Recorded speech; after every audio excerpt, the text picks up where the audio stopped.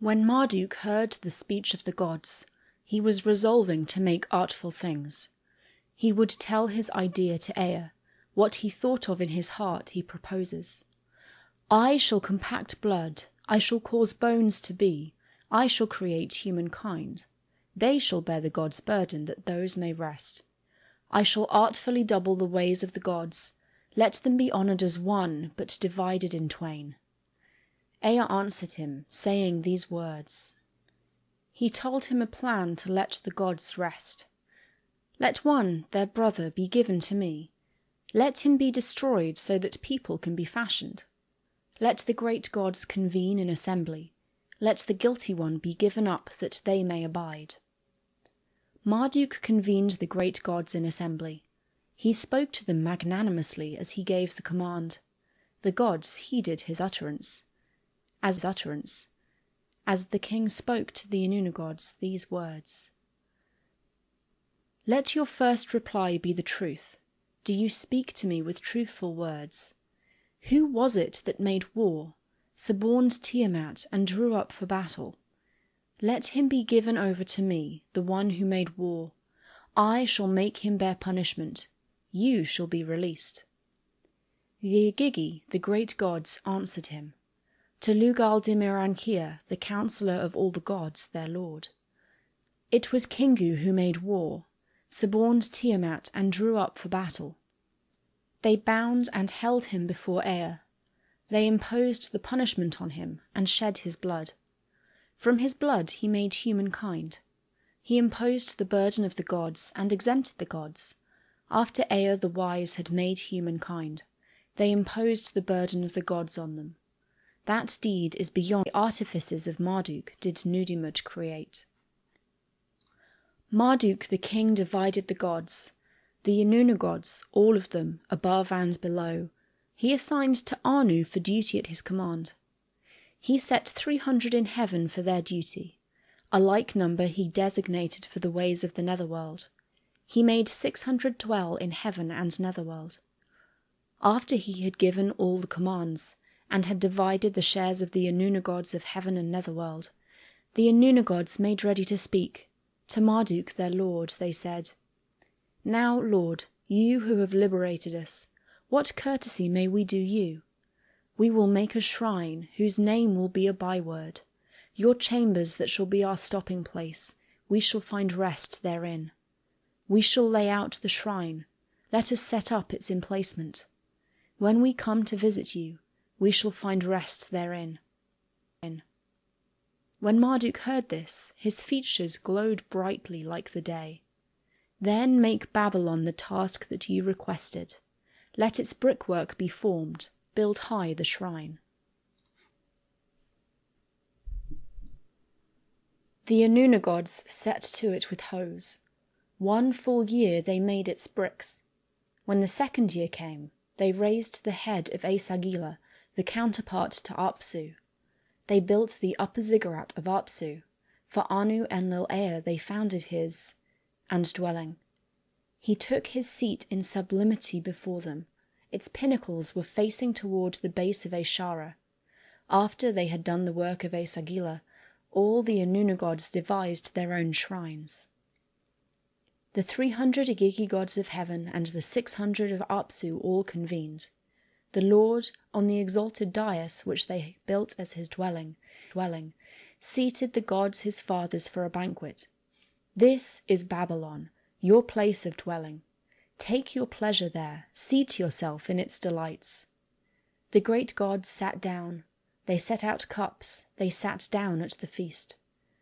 After they had taken their enjoyment inside it, and in awe-inspiring 𝀭Sagila had conducted the offering, all the orders and designs had been made permanent. All the gods had divided the stations of heaven and netherworld. The 50 great gods took their thrones. The 7 gods of destinies were confirmed forever for rendering judgment. The Lord took the bow, his weapon, and set it before them.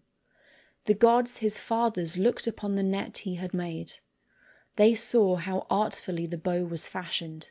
His fathers were praising what he had brought to pass. Anu raised it, speaking to the assembly of the gods, "Be my daughter." He named the bow, these are its names. Longwood shall be the first, may it be on target shall be the second. The third name, Bowstar, he made visible in heaven. He established its position with respect to the gods his brethren. After Anu had ordained the destinies of the bow, he set out the royal throne that stood highest among the gods. Anu had him sit there, in the assembly of the gods. Then the great gods convened. They made Marduk's destiny highest. They prostrated themselves. They laid upon themselves a curse if they broke the oath. With water and oil they swore. They touched their throats. They granted him excise of kingship over the gods. They established him forever for lordship of heaven and netherworld. Anshar gave him an additional name, Asaluhi. When he speaks, we will all do obeisance. At his command the gods shall pay heed.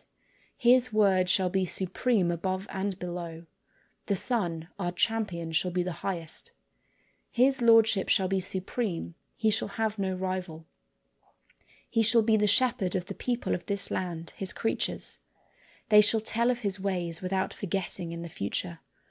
He shall establish for his fathers great food offerings. He shall provide for them, he shall take care of their sanctuaries. He shall cause incense burners to be savoured, he shall make their chambers rejoice. He shall appoint the people of this land to serve him. Let the subject peoples be mindful that their gods should be invoked. At his command let them heed their goddesses. Let their gods, their goddesses, be brought food offerings. Let these not be forgotten. Let them sustain their God. Holy places be apparent. Let them build their sanctuaries. Let the people of this land be divided as to gods, but by whatever name we call him, let him be our God. Let us pronounce his 50 names, that his ways shall be manifest, his deeds likewise. Marduk, who from birth was named by his forefather Anu, establisher of pasture and watering place, who enriches stables, who by his deluge weapon subdued the stealthy ones, who saved the gods his forefathers from danger. He is indeed the sun, the most radiant of the gods. They shall walk in his brilliant light forever. On the people whom he made, creatures with the breath of life, he imposed the gods' burden, that those be released. Creation, destruction, absolution, punishment, each shall be at his command, these shall gaze upon him. Maruka shall be he, the god who created them, who granted the Enuna gods contentment, who let the Igigi gods rest. Marutuku shall be the trust of his land, city, and people. The people shall heed him forever.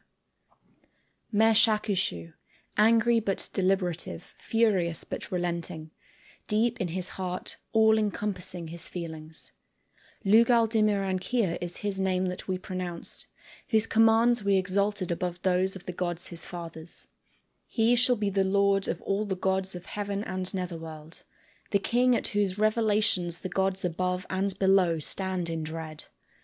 Nari Lugal-Dimirankia is the name we invoked, instructor of all the gods, who founded for us dwellings out of danger in heaven and netherworld, and who divided the stations for the Igigi and Enuna gods. At his name the gods shall tremble and quake in their dwellings. Asaluhi is that name of which Anu, his father, pronounced. He is the light of the gods, the mighty leader, who, according to his name, is protective spirit of God and land, and who in mighty single combat saved our dwellings from harm. Asaluhi, they named him secondly Namtila, God who maintains life, who, according to his nature, repaired the shattered gods, the Lord who revived the moribund gods by his sacral spell. Let us praise the destroyer of his wayward foes. Asaluhi, whose name was called thirdly Namru, the pure God who purifies our ways. Anshar, Lachmu, and Lahamu named 3 each of his names. They said to the gods their sons, "We have named 3 each of his names. Do you, as we have, invoke his names." Joyfully the gods heeded their command, as they took counsel in the assembly place of the gods. The valiant son, our champion, our provider, we will exalt his name. They sat down in their assembly to name his destinies. In all their rites they invoked of him a name.